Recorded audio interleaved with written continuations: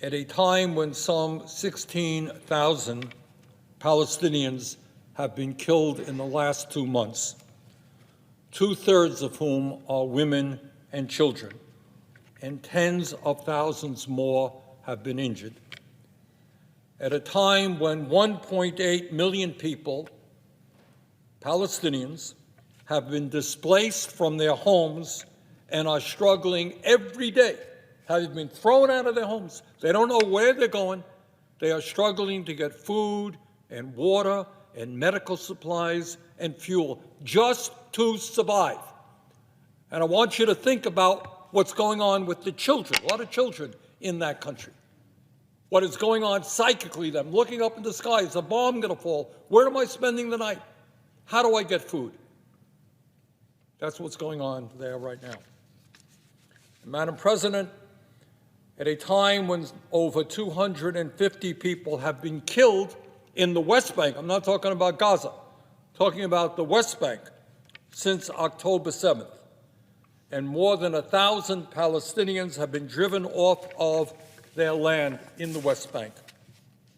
No, in the midst of all of that, I do not believe we should be appropriating over $10 billion for the right-wing extremist Netanyahu government to continue its current military approach.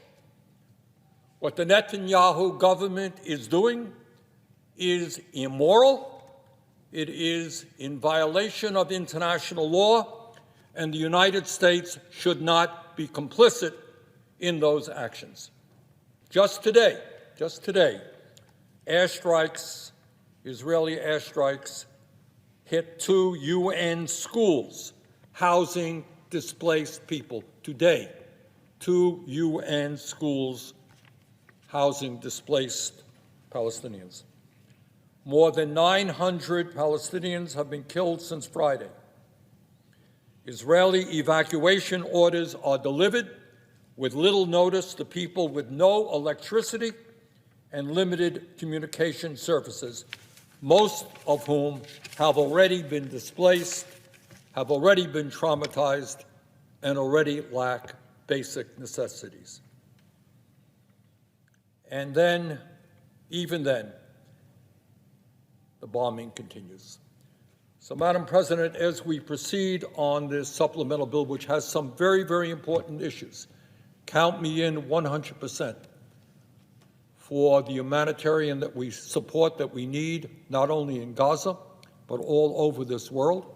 Count me in for that. Count me in for serious discussions about how we improve border security. Count me in to help the people of Ukraine withstand Putin's terrible invasion. But do not count me in to give another $10 billion to a right-wing extremist government in Israel, by the way, whose prime minister now, I guess their trial for corruption is continuing. Don't count me in to support that $10 billion.